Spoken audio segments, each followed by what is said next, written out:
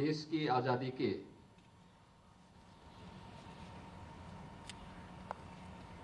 78वें स्वाधीनता दिवस के अवसर पर मैं पूरे प्रदेश वासियों को हृदय से बधाई देता हूं।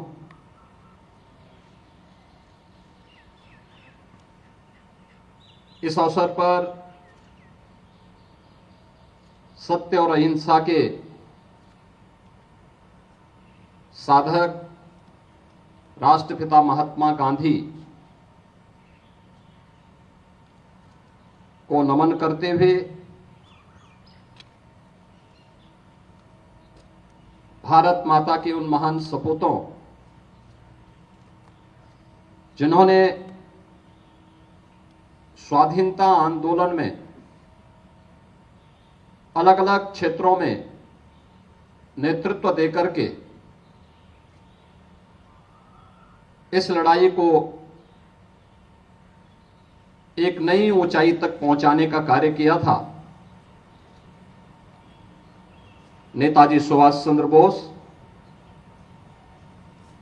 सरदार वल्लभ भाई पटेल,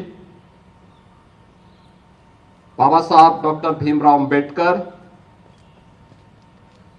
डॉक्टर श्यामा प्रसाद मुखर्जी जैसे देश के उन सभी ज्ञात अज्ञात स्वतंत्रता संग्राम सेनानियों, क्रांतिकारियों की स्मृतियों को नमन करते हुए उन्हें अपनी विनम्र श्रद्धांजलि अर्पित करता हूं। मैं इस अवसर पर देश की स्वाधीनता के दौरान देश के अंदर प्रथम स्वातंत्र समर से लेकर के उसके उपरांत भी भारत माता के लिए और उसकी स्वाधीनता के लिए अपना बलिदान देने वाले क्रांतिकारियों को, आजादी के बाद देश की इस आजादी को बरकरार रखने और देश की सुरक्षा के लिए अपना बलिदान देने वाले वीर सपूतों को नमन करते हुए उन्हें विनम्र श्रद्धांजलि अर्पित करता हूं। हम सब जानते हैं कि आज से 77 वर्ष पूर्व यह देश आज ही के दिन स्वतंत्र हुआ था। सैकड़ों वर्षों की पराधीनता का वह कालखंड अचानक एक दिन में नहीं आया। एक लंबे संघर्ष के उपरांत, लंबे आंदोलन के उपरांत यह दिन हम सबको प्राप्त हुआ। आज का यह दिवस हम सबके लिए आजादी के उन नायकों महानायकों के सपनों को साकार करने का संकल्प का दिवस है। आज का यह अवसर भारत माता के उन महान सपूतों को स्मरण करने के साथ ही हम सबको उन संकल्पों के साथ जुड़ने का एक अवसर प्रदान कर रहा है। यह हमारा सौभाग्य है। आजादी के अमृतकाल के तृतीय चरण में हम लोग प्रवेश कर चुके हैं। इस देश का यशस्वी नेतृत्व आजादी के अमृतकाल के इस प्रथम दशक में दुनिया के सबसे लोकप्रिय राजनेता, भारत के यशस्वी प्रधानमंत्री श्री नरेंद्र मोदी जी के सुरक्षित हाथों में आज हम सब एक नए भारत का दर्शन कर रहे हैं। हमने पिछले 10 वर्ष के दौरान एक नए भारत का दर्शन किया है। यह नया भारत एक भारत भी है तो श्रेष्ठ भारत भी है। 10 वर्ष में भारत ने अभूतपूर्व प्रगति प्रत्येक क्षेत्र में की है। देश की प्रगति के साथ हम भी सहभागी बन सकें। आजादी के अमृत महोत्सव वर्ष में प्रधानमंत्री मोदी जी ने हर भारतवासी को पंचप्रण का स्मरण कराया था। यह पंचप्रण आजादी के उन्हीं संकल्पों को पूरा करने के, प्रत्येक नागरिक के अपने दायित्व को जोड़ने का एक प्रण है, एक अभियान है, और उस अभियान का हिस्सा हम सब बन सके। इसके लिए उन्होंने जो आह्वान देशवासियों का किया, उस आह्वान के साथ जुड़ते हुए राज्य सरकार ने भी लगातार प्रयास किए। ये 25 करोड़ की आबादी का राज्य पिछले 7-7.5 वर्ष के दौरान एक नई यात्रा प्रारंभ किया है। ये यात्रा